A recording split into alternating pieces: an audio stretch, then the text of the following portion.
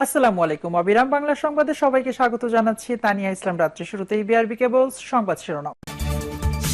আলহামদুলিল্লাহ, অবশেষে দ্বাদশ জাতীয় সংসদ নির্বাচনের ভোটাভুটি শুরু। সকাল থেকে গণভোট দেয়া শুরু হয়ে গেল।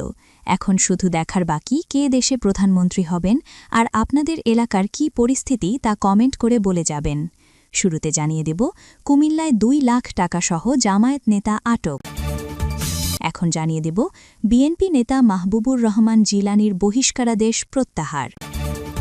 তারপরে জানিয়ে দেব, জামায়াত আমিরের সঙ্গে চাইনিজ নির্বাচন পর্যবেক্ষণ মিশনের প্রতিনিধি দলের সাক্ষাৎ। এবং সর্বশেষ জানিয়ে দেব, রাতে জরুরি সংবাদ সম্মেলন ডেকেছে এনসিপি।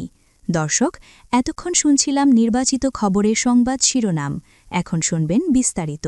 বিস্তারিত জানার আগে আপনি যদি আমাদের চ্যানেলে নতুন এসে থাকেন তাহলে চ্যানেলটিকে সাবস্ক্রাইব করুন, আর আপনি কোন দলকে ভালোবাসেন তা কমেন্ট করে জানিয়ে দিন, আর ভিডিওটাকে শেয়ার করে আপনাদের বন্ধুদেরকে দেখার সুযোগ করে দিন।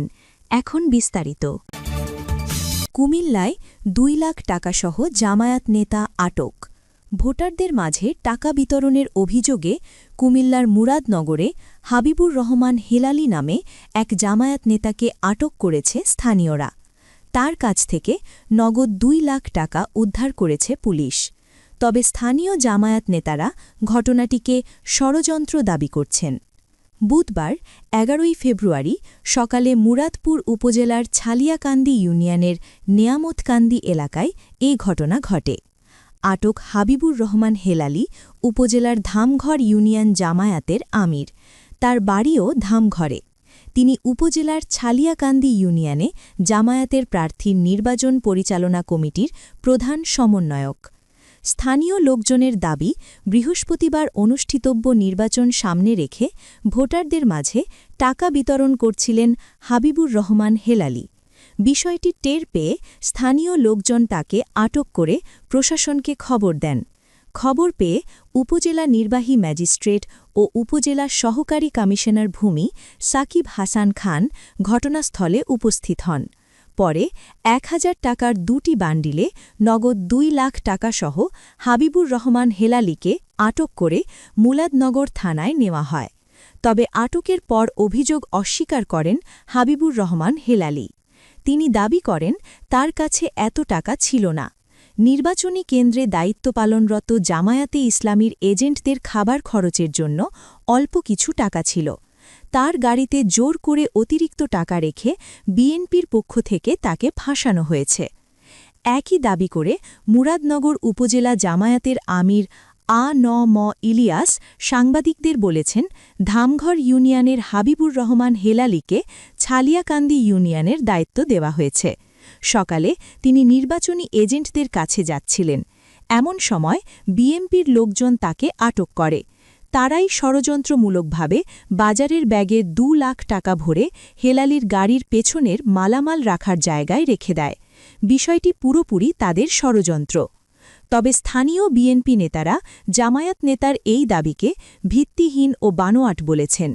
মুরাদনগর উপজেলা বিএনপির যুগ্ম আহ্বায়ক কামাল উদ্দিন ভূঁইয়া বলেন, জামায়াত কুমিল্লা ৩ আসনের প্রতিটি এলাকায় এভাবে টাকা বিতরণ করে সুষ্ঠু ভোটের পরিবেশ নষ্ট করছে। আমাদের মনে হয় জামায়াত ভোটের পরিবেশ নষ্ট করে নির্বাচন বানচালের ষড়যন্ত্র করছে। মুরাদনগর উপজেলার রিটার্নিং কর্মকর্তা ও উপজেলা নির্বাহী কর্মকর্তা মোহাম্মদ আব্দুর রহমান বলেন, ওই ব্যক্তিকে আটক করে থানায় আনা হয়েছে।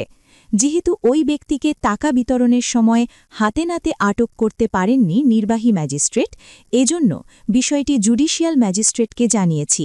জুডিশিয়াল ম্যাজিস্ট্রেট এসে পরবর্তী ব্যবস্থা নেবেন। কুমিল্লা ৩ আসনে ভোটে লড়ছেন ৯ জন প্রার্থী। তাদের মধ্যে ধানের শীষ প্রতীকের প্রার্থী বিএনপির ভাইস চেয়ারম্যান কাজী মোফাজ্জল হোসাইন কায়কোবাদ। তিনি আসনটির ৫ বারের সাবেক সংসদ সদস্য। আর ১১ দলীয় জোটের প্রার্থী কুমিল্লা উত্তর জেলা জামায়াতের কর্মপরিষদ সদস্য ইউসুফ সোহেল। বিএনপি নেতা মাহবুবুর রহমান জিলানীর বহিষ্কারাদেশ প্রত্যাহার। জামালপুর জেলার দেওয়ানগঞ্জ উপজেলার পাররামপুর ইউনিয়ন বিএনপির প্রাথমিক সদস্য মাহবুবুর রহমান জিলানীর বহিষ্কারাদেশ প্রত্যাহার করেছে বাংলাদেশ জাতীয়তাবাদী দল বিএনপি। বুধবার ১১ ফেব্রুয়ারি আবেদনের প্রেক্ষিতে দলীয় সিদ্ধান্ত অনুযায়ী তার বহিষ্কারাদেশ প্রত্যাহার করা হয়।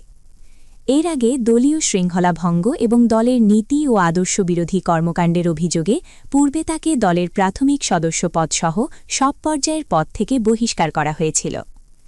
বুধবার দলের সিনিয়র যুগ্ম মহাসচিব অ্যাডভোকেট রুহুল কবির রিজভী স্বাক্ষরিত এক প্রেস বিজ্ঞপ্তিতে এ তথ্য জানানো হয়।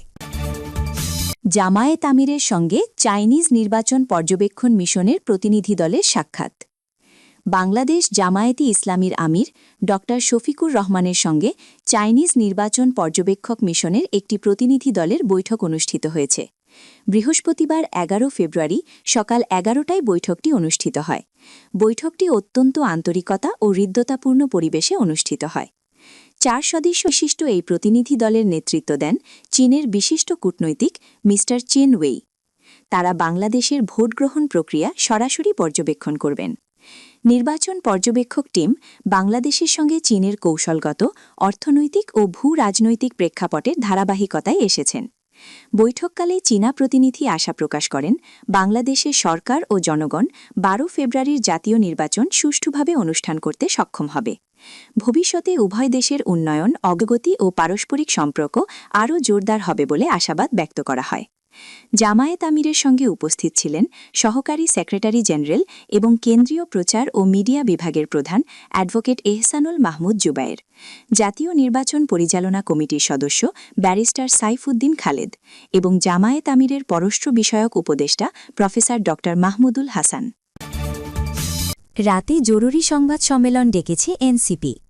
ত্রয়োদশ জাতীয় সংসদ নির্বাচন ও গণভোট সামনে রেখে জরুরি সংবাদ সম্মেলন ডেকেছে জাতীয় নাগরিক পার্টি এনসিপি। বুধবার ১১ ফেব্রুয়ারি রাত ৮টায় এনসিপির বাংলা মোটর কার্যালয়ে সংবাদ সম্মেলনটি হওয়ার কথা। এনসিপির যুগ্ম মুখ্য সমন্বয়ক ও নির্বাচনী মিডিয়া উপকমিটির প্রধান মাহবুব আলম বুধবার বিষয়টি নিশ্চিত করেছেন। সংবাদ সম্মেলনে কথা বলবেন এনসিপির নির্বাচন পরিচালনা কমিটির সদস্যরা। দর্শক, আজকের সংবাদ ছিল এই পর্যন্ত। ভিডিওটি যদি ভালো লেগে থাকে তাহলে একটি লাইক দিন আর ভিডিওটি শেয়ার করে আপনার বন্ধুদেরকে জানার সুযোগ করে দিন। ধন্যবাদ।